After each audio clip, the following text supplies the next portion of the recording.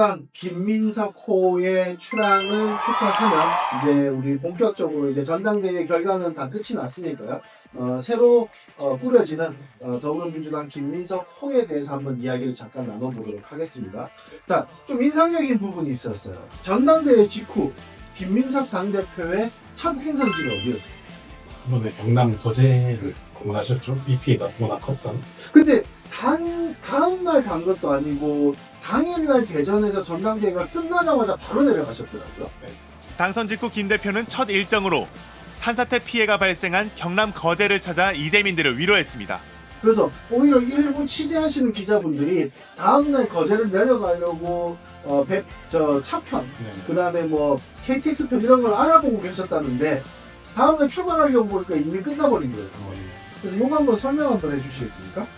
이번에 이제 사실 김민석 후보가 총리를 하시면서 네. 새벽 총리라는 별명을 얻으셨죠. 그렇죠. 새벽 총리라는 이야기를 많이 하셨죠.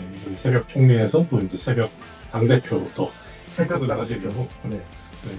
잠을 언제 주무시나요? 자, 새벽 당대표로서 또 그 첫 행보를 그렇게 열정적으로 보여주셨는데 거제에 간 정치적인 목적이 있을까요? 혹시? 거제에 간 정치적 목적은 이제 아무래도 또 이제 민주당의 네. 불모지 중에 하나인 경남을 네. 또 신경 쓰고 이제 가겠다. 네. 그리고 이제 또 그런 어떤 정치적 메시지일 수가 있죠. 네. 가고 뭐 도안지장님께서 말씀 주신 것처럼 사실 이게 뭐 정치적인 의미가 있겠습니까? 당대표 선거 끝난 바로 그날인데. 근데 그럼에도 불구하고 다른 어떤 일정보다도 비 피해, 그러니까 수해 피해를 입은 곳을 먼저 찾았다라는 거는 민생을 챙기겠다. 그런 메시지 많이. 그렇죠. 그러니까 저는 이 부분에서 김민석 당대표의 선명성이 좀 드러났다고 봐요. 예를 들면 정청래 당대표 시절에는 계속해서 사실 보이지 않는 어떤 여론과 계속 싸워왔었단 말이죠. 뭐 검찰개혁, 그죠? 뭐 보안수사권 완전 박탈 이런 부분들, 이런 거 뭐 언론개혁 이런 걸로 싸워왔다면 사실 김민석 당대표 같은 경우에는 국민들이 체감할 수 있는, 그래서 거제에 내려가서 뭐 하는데 수해 복구 현장을 둘러보고 당에서 지원할 수 있는 부분들에 대해서 논의를 했네. 그럼 민생을 챙기는 거네. 네네. 이런 모습을 아마 보여주려고 하신 건 아닐까 싶네요. 맞습니다. 이제 당원을 넘어 이제 그런 국민들도 국민의 민생도 확실히 챙기겠다라는 그런 상징적 메시지라고 생각합니다. 플러스 약간 총리 때 가지고 계셨던 그 습관이 바로 나오신 거 아닌가. 네. 뭐 국무총리나 아니면 뭐 대통령 같은 경우에는 뭐 저희는 사실 그 자리는 가보진 못했지만 뭐 재난이 발생하면 내일보다도 더 급하게 반응을 해줘야 되는 경우도 있으니까요. 아마 그런 모습을 보여주신 거 아닌가 싶습니다. 자, 앞서 말씀드린 대로 김민석 호의 출항에 맞춰서 이제 승선할 선원들이 이제 한 명, 두 명씩 임명이 되고 있습니다. 먼저 당대표를 제일 지근거리에서 보좌하는 당대표 비서실장 당일 바로 임명을 했습니다. 자, 김태선 의원이 임명이 되셨다고 하는데 사실 저는 좀 생소해요. 사진으로는 몇 번 봐서 저분 이런 느낌은 있는데 누구고 무엇을 하셨던 분인지는 전혀 모르겠더라고요. 네. 우리 도안 팀장님께서 한번 알려주시죠. 저도 이제 따로 조금 공부를 했는데 네. 김태수는 이제 79년생이시고 이번에 울산의 유일한 지금 민주당 국회의원이시고 네. 그리고 울산 경영시당 위원장입니다. 현재 그러시네요. 네, 초선이시고 이제 동구, 네. 울산 동구 노동자의 이제 세가 강한 동부에서의 민주당 국회의원이시고 네. 이분이 무엇보다 이제 수행의 스페셜리스트. 수행의 스페셜리스트다. 이재명 대통령이 당대표 시절 네. 그리고 대선 후보 시절에 네. 수행실장을 하셨었고 그래서 제가 좀 기억이 나는 것 같아요.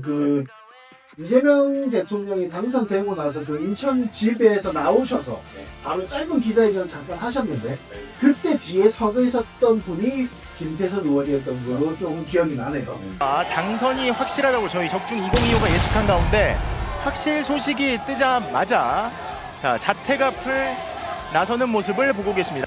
그러면 뭐 사실상 이재명계의 발탁이라고 볼 수밖에 없지 않을까요? 그렇죠.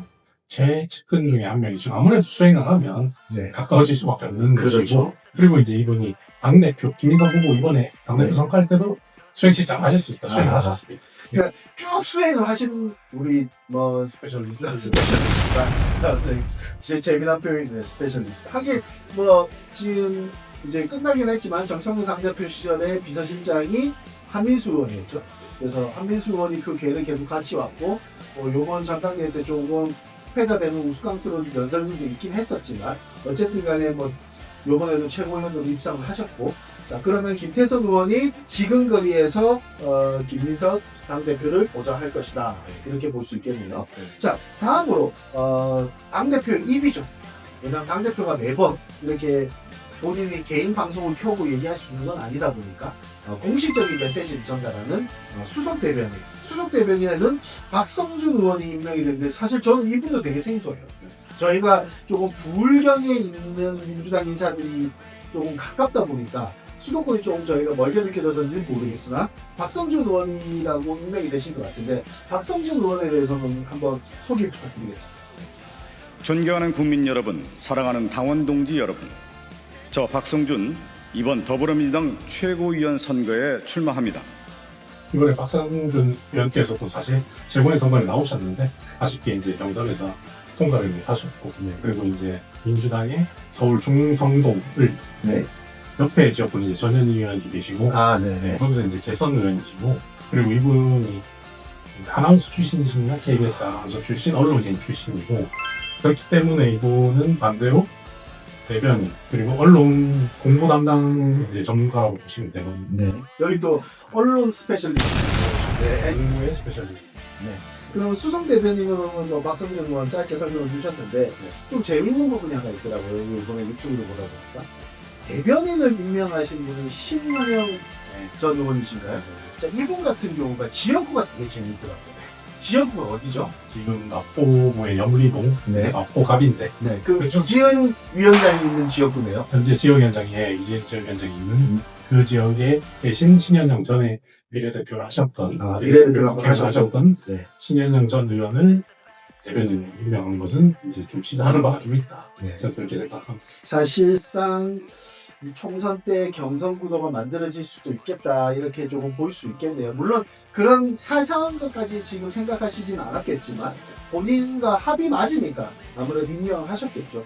그럼에도 불구하고 조금 우리가 이것은 이런 걸 시사하는 거 아닌가? 라는 생각이 드는 조금 그렇죠 인사가 맞긴 하네요. 자 다음으로 조금 불편한 얘기긴 해요. 근데 정청래 전 당대표에 대해서 조금 쓴소리 아닌 쓴소리를 저희가 한번 해보고자 하는데 정청래 당대표께서 끝나자마자 전당대회 끝나자마자 개인 방송을 키셔서 하신 이야기들이 또 회자가 되고 있어요. 개인 정청래는 졌지만 그렇다고 해서 김민석의 생각이 승리한 것은 아니다. 이런 좀 의미심장한 얘기를 하시면서 덧붙였었던 부분이 이제는 할만하겠다. 방송에 나가서도 할만하고 네. 지금까지 사리가 나올 정도로 할 말을 못했다. 그러시진 않았던 것 같은데 어쨌든 뭐 그렇게 얘기를 하셨어요. 근데 뭐 그까지는 본인의 지지자들을 위로하기 위해서 충분히 그런 말씀을 하실 수 있다고 보는 수 있을 것 같아요. 근데 송영길 후보께서 전 후보죠. 전 후보께서 개인 방송에서 정청래 후보에 대해서 조금 강하게 질타를 하셨어요. 당대표 선거가 끝나고 나서 그 결과에 대해서 질타하신 게 아니라 다음 날이 바로 그 김대중 대통령 추도식이 있는 날이었죠. 그날 참석을 안 했다는 거예요. 그렇게 뿌리를 강조하던 정청래 후보 오늘 추도식에 나오지도 않았습니다. 오지도 않았습니다. 김민석 대표와 저 송영길만 참석했습니다. 오늘 뿌리가 없이 꽃을 피울 수 없다고 하시는 분은 참석을 안 했어요.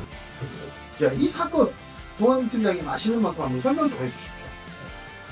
사실은 이게 이제 민주당의 근간이라고 할 수 있는 그렇죠. 대중 대통령 김대중 대통령, 노무현 대통령 추모식이죠. 네, 그리고 이제 아이러니하게 이게 두 분이 같은 해에 돌아가셨어요. 노무현 대통령 먼저 5월달에 돌아가셨고 김대중 대통령이 8월달에 네. 돌아가셨는데 워낙 이제 그런 큰 어른들이기 때문에 마땅히 정청래 대표 정도의 체급이 있는 분들 네. 설령 그 전날 선거에 패배를 하셨더라도 저는 마땅히 참석하는 게 기본적인 예의지 않나 저는. 그럼 왜 안 갔을까요?